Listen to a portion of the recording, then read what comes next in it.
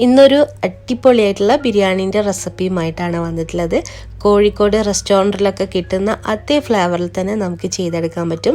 നമ്മളിതിൽ ചേർത്ത് കൊടുക്കുന്ന ആ ഒരു ബിരിയാണി മസാല ഉണ്ടല്ലോ, അതൊന്ന് കറക്റ്റായി വന്നിട്ടുണ്ടെങ്കിൽ നമുക്ക് ഒട്ടും കുറവില്ലാതെ അതേ ഫ്ലേവറിൽ തന്നെ തയ്യാറാക്കിയെടുക്കാൻ പറ്റും. അപ്പോൾ ഞാൻ ഇന്നിവിടെ ഉള്ളിയൊക്കെ വഴറ്റിയിട്ടൊക്കെയാണ് ചേർത്ത് കൊടുത്തിട്ടുള്ളത്. അപ്പോൾ അങ്ങനെ ചേർത്ത് കൊടുക്കുമ്പോഴാണ് ഒന്നും കൂടെ ടേസ്റ്റ്. അപ്പോൾ അതെങ്ങനെയാണ് തയ്യാറാക്കിയെടുക്കുന്നത് നോക്കാം. നമുക്ക് വീഡിയോയിലോട്ടേക്ക് പോകാം.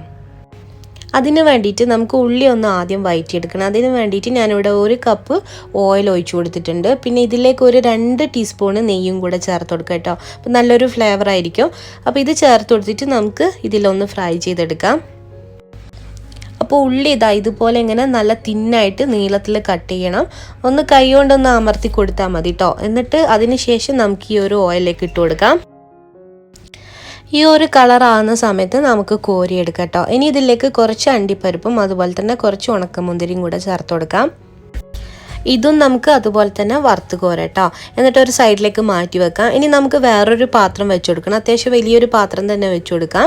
ഇതിലേക്ക് ഞാൻ കുറച്ച് നെയ്യും അതുപോലെ തന്നെ കുറച്ച് ഓയിലും കൂടെ ഒഴിച്ചു കൊടുത്തിട്ടുണ്ട് കേട്ടോ. എന്നിട്ട് ഇതുപോലെ ഒരു 4 വലിയ ഉള്ളി ചേർത്ത് കൊടുക്കുന്നുണ്ട്. നീളത്തിൽ നല്ല തിന്നായിട്ട് തന്നെ കട്ട് ചെയ്തിട്ട് ചേർത്ത് കൊടുക്കുന്നുണ്ട്. പിന്നെ ആവശ്യത്തിന് ഉപ്പും കൂടെ ചേർത്ത് കൊടുക്കാം.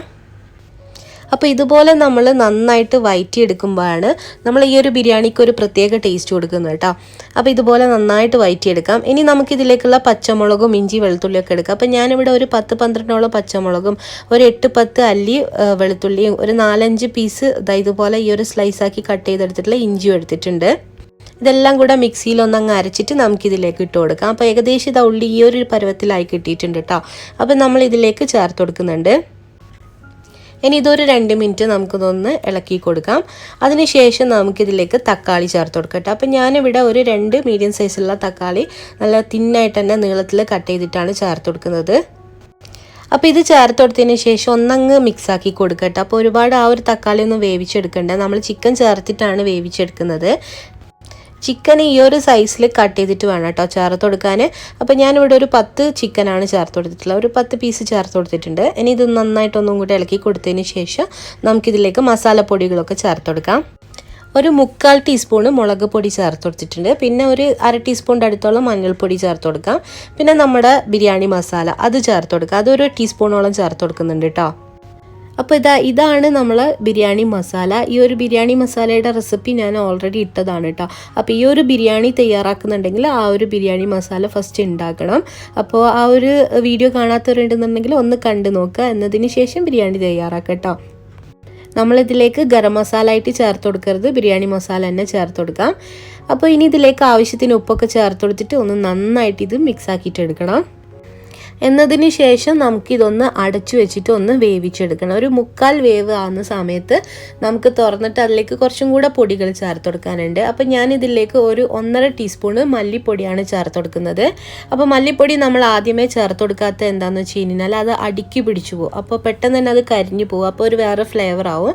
അപ്പോൾ അതുകൊണ്ടാണ്. പിന്നെ ഇതിലേക്ക് ഒരു 1/2 ടീസ്പൂണിൻ്റെ അടുത്തുള്ള കുരുമുളക് പൊടിയും കൂടെ ചേർത്ത് കൊടുക്കാം. ഇനി ഇതിലേക്ക് നമുക്ക് കുറച്ച് മല്ലിയിലയും പുതിനയിലൊക്കെ ഇട്ട് കൊടുക്കാം. അതിനുശേഷം ഒന്നും കൂടെ ഇളക്കി കൊടുക്കട്ടെ. പിന്നെ ലാസ്റ്റായിട്ട് ഒരു 2-3 ടീസ്പൂൺ തൈരും കൂടെ ചേർത്ത് കൊടുക്കണം. അപ്പോൾ ഈ ഒരു സമയത്ത് നമ്മൾ തൈര് ചേർത്തിട്ട് ബാക്കിയുള്ളതും കൂടെ വേവിച്ചെടുക്കണം. അപ്പോൾ നല്ലൊരു ടേസ്റ്റ് ആയിരിക്കും കേട്ടോ ഈ ഒരു മസാലയ്ക്ക്. അപ്പം നമ്മൾ ഇതുപോലെ ഇങ്ങനെ 3 ടീസ്പൂൺ തൈര് ചേർത്ത് കൊടുത്തിട്ട് ഒന്ന് നന്നായിട്ടൊന്ന് മിക്സ് ആക്കിയിട്ട് ഒന്നും കൂടെ അടിച്ചു വെച്ചിട്ട് ബാക്കിയുള്ളതും കൂടെ വേവിച്ചെടുക്കാം. അപ്പോൾ ഈ ഒരു ചിക്കനൊക്കെ നല്ല രീതിയിൽ വെന്ത് കിട്ടിയിട്ടുണ്ട്. മസാലയൊക്കെ നല്ല അടിപൊളി ആയിട്ടുണ്ട് കേട്ടോ. അപ്പോൾ ഇനി നമുക്ക് ഇതിൻ്റെ ഫ്ലെയിം ഓഫ് ചെയ്തിട്ട് ഒരു സൈഡിലേക്ക് മാറ്റി വെക്കാം. ഇനി നമുക്ക് ഇതിൻ്റെ ചോറ് തയ്യാറാക്കിയെടുക്കണം. അപ്പോൾ അതിന് വേണ്ടിയിട്ട് ഞാനിവിടെ അൽഅൻസാറിൻ്റെ ബ്രാൻഡാണ് എടുത്തിട്ടുള്ളത്, വയനാടൻ കൈമ. അപ്പോൾ നിങ്ങൾക്ക് എല്ലാവർക്കും അറിയാം ഇതുപോലത്തെ ദം ബിരിയാണിയൊക്കെ വെക്കുമ്പോൾ ഏറ്റവും നല്ലത് ഇതുപോലത്തെ കൈമ റൈസാണ്. അപ്പോൾ ഇതെടുക്കാം. അപ്പോൾ ഇനി ഇത് ഞാൻ ഒരു 3.5 ഗ്ലാസോളാണ് എടുത്തിട്ടുള്ളത് കേട്ടോ. ആ ഒരു മസാലക്ക് കണക്കായിട്ടുള്ള അളവാണ്. 3.5 ഗ്ലാസ് അരി എടുത്തിട്ടുണ്ട്. അപ്പോൾ ഇതൊരു 5 പേർക്ക് നല്ല അടിപൊളിയായിട്ട് കഴിക്കാൻ പറ്റും കേട്ടോ ഈ ഒരു അളവിൽ. അപ്പോൾ ഇത് നമുക്ക് ഒന്ന് കഴുകി വൃത്തിയാക്കി എടുക്കണം. കുതിർത്തിയൊന്നും വെക്കണ്ട, അതിൻ്റെ മണവും രുചിയൊക്കെ പോവും. അതുകൊണ്ട് നമ്മൾ ഇത് ഡയറക്റ്റായിട്ട് തന്നെ അതിൽ ചേർത്ത് കൊടുക്കണം കേട്ടോ. അപ്പോൾ ഇതൊന്ന് കഴുകി വൃത്തിയാക്കി വെള്ളമൊക്കെ കളഞ്ഞെടുക്കാം. ഇനി നമുക്ക് റൈസ് തയ്യാറാക്കിയെടുക്കാനുള്ള വെള്ളം ഒന്ന് തിളപ്പിച്ചെടുക്കണം. അതിന് വേണ്ടിയിട്ട് ആദ്യം തന്നെ ഒരു 6 ഗ്ലാസ് വെള്ളം തിളപ്പിച്ചെടുക്കുന്നുണ്ട്. ബാക്കി 1 ഗ്ലാസ് നമ്മൾ അതിലേക്ക് പാലാണ് ഒഴിച്ചു കൊടുക്കുന്നത്. അപ്പോൾ മൊത്തത്തിൽ 3.5 ഗ്ലാസ് അരിക്ക് 7 ഗ്ലാസ് വെള്ളമാണ് കേട്ടോ. ഇനി നമുക്കിതിലേക്ക് സ്പൈസസ് ഒക്കെ ചേർത്ത് കൊടുക്കണം. അപ്പോൾ ഞാൻ ഈ ഒരു വെള്ളത്തിലേക്കാണ് കേട്ടോ ചേർത്ത് കൊടുക്കുന്നത്. അപ്പോൾ ഒട്ടും തന്നെ ടേസ്റ്റ് ഒന്നും കുറഞ്ഞ് കിട്ടുമൊന്നുമില്ല. അപ്പോൾ ഇതുപോലെ തന്നെ ചേർത്ത് കൊടുത്താൽ മതി.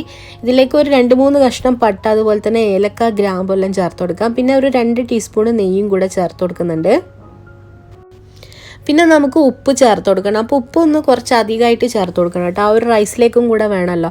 അപ്പോൾ ഇതെല്ലാം കൂടെ ചേർത്ത് കൊടുത്തിട്ട് ഒന്ന് നന്നായിട്ട് മിക്സ് ആക്കി എടുക്കണം. ഇനി ഇത് നമുക്ക് നല്ല രീതിയിൽ വെട്ടി തിളക്കണം. അപ്പോഴാണ് നമ്മളിതിലേക്ക് അരി ചേർത്ത് കൊടുക്കേണ്ടത്.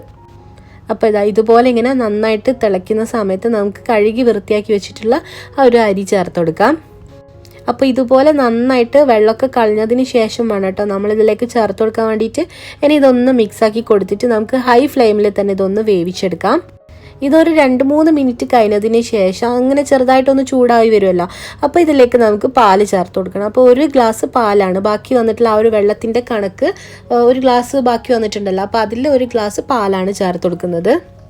ഇനി ഇതെല്ലാം കൂടെ നന്നായിട്ട് മിക്സാക്കി കൊടുത്തിട്ട് നമുക്കിതൊന്ന് അടച്ചു വെച്ചിട്ടൊന്ന് വേവിച്ചെടുക്കണം.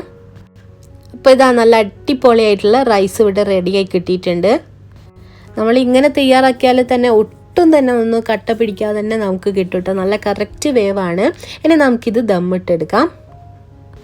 അപ്പോൾ അതിന് വേണ്ടിയിട്ട് നമ്മൾ നേരത്തെ റെഡിയാക്കിയിട്ടുള്ള ആ ഒരു മസാലേൻ്റെ മേലേക്ക് തന്നെ നമ്മൾ ഇതുപോലെ ഇട്ട് കൊടുക്കാം കേട്ടോ. അപ്പോൾ നമ്മൾ ഒട്ടും വൈകിക്കേണ്ട. ആ ഒരു റൈസ് റെഡിയായ ഉടനെ തന്നെ നമുക്ക് ഇതിലേക്ക് ഇട്ട് കൊടുക്കാം. ഇതിലേക്ക് നമുക്ക് കുറച്ച് മല്ലിയിലയും പുതിനയിലും ഒക്കെ ചേർത്ത് കൊടുക്കാം. പിന്നെ നമ്മൾ ഫ്രൈ ചെയ്തെടുത്ത് വെച്ചിട്ടുള്ള ആ ഒരു ഉള്ളിയും അണ്ടിപ്പരിപ്പും മുന്തിരിയൊക്കെ ചേർത്ത് കൊടുക്കാം. അപ്പോൾ ഇതിൻ്റെ മുകളിലായിട്ട് ഒരു 1/4 ടീസ്പൂണിൻ്റെ അടുത്തോളം നമുക്ക് ആ ഒരു ബിരിയാണി മസാല ചേർത്ത് കൊടുക്കണം കേട്ടോ. അപ്പോൾ ഇതുപോലെ ഇങ്ങനെ എല്ലായിടത്തും ആ ഒരു 1/4 ടീസ്പൂണ് ആ ഒരു ബിരിയാണി മസാല ആക്കി കൊടുക്കാം. പിന്നെ നമുക്ക് ഇതുപോലെ കുറച്ച് മഞ്ഞളും അതുപോലെ നാരങ്ങയും കൂടെ പിന്നെ മിക്സാക്കി എടുത്തതാണ്. അതൊരു കളറിന് വേണ്ടിയിട്ട് ചേർത്ത് കൊടുക്കുന്നുണ്ട് കേട്ടോ. വേറെ ആർട്ടിഫിഷ്യൽ കളറൊന്നും ഇതിലേക്ക് ചേർത്ത് കൊടുക്കുന്നില്ല. പിന്നെ കുറച്ച് 1 ടീസ്പൂണ് നെയ്യും കൂടെ ചേർത്ത് കൊടുക്കാം. ഇനി നമുക്ക് ഇതുപോലെ അടുത്ത ലെയറും കൂടെ ഇട്ട് കൊടുക്കാം കേട്ടോ. അപ്പോൾ ആ ഒരു റൈസ് ഇതുപോലെ അതിൻ്റെ മുകളിലായിട്ട് ഇട്ട് കൊടുത്തിട്ട് അതേ രീതിയിൽ തന്നെ മല്ലിയിലയും പുതിനയിലയും ബിരിയാണി മസാലയൊക്കെ ഇതിൻ്റെ മുകളിൽ ഇട്ട് കൊടുക്കാം.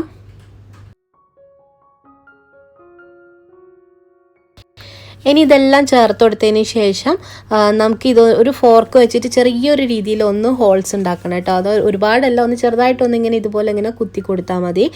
എന്നതിന് ശേഷം നമുക്കിതൊരു ഫോയിൽ വെച്ചിട്ട് ഒന്ന് കവർ ചെയ്യാം. കവർ ചെയ്ത് കൊടുത്തതിന് ശേഷം നമ്മൾ ചെറിയ ഫ്ലെയിമിലിട്ടിട്ട് ഒരു അടിയിലൊരു ഫ്രൈ പാൻ വെച്ച് കൊടുക്കാം. എന്നിട്ട് അതിൻ്റെ മുകളിലായിട്ട് നമുക്ക് ഇത് വെച്ച് കൊടുക്കാം.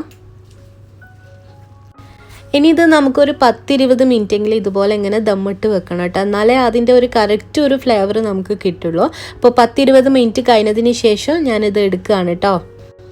ഇനി നമുക്ക് വേറൊരു പാത്രത്തിലേക്ക് ഇതൊന്ന് കോരി മാറ്റി കൊടുക്കുക. അപ്പോൾ ഇതുപോലെ ചെറിയൊരു പ്ലേറ്റ് എടുക്കുകയാണെന്നുണ്ടെങ്കിൽ നമുക്ക് പെട്ടെന്ന് തന്നെ ആ ഒരു ദമ്മ് മാറ്റാൻ പറ്റും. അപ്പോൾ ഇതുപോലെ അങ്ങനെ ഒന്ന് ചെറുതായിട്ടൊന്ന് മിക്സാക്കി കൊടുത്തിട്ട് നമുക്ക് വേറൊരു പാത്രത്തിലേക്ക് ഇങ്ങനെ മാറ്റി കൊടുക്കാം. അപ്പോൾ ഇതിൻ്റെ അടിയിലായിട്ട് കുറച്ചൊരു ചോറും കൂടെ ഇട്ടിട്ട് ആ ഒരു മസാല ഒന്ന് മിക്സാക്കി എടുക്കണം കേട്ടോ. കുറച്ച് മാത്രം, ഒരു കയ്യിലെന്നൊക്കെ പറയില്ല, ആ ഒരു രീതിയിൽ ഇട്ട് കൊടുക്കാം. പിന്നെ നമ്മൾ റൈസൊക്കെ കണ്ടില്ല, ഒട്ടും തന്നെ കട്ടയില്ലാണ്ട് നല്ല അടിപൊളിയായിട്ട് കിട്ടിയിട്ടുണ്ട്.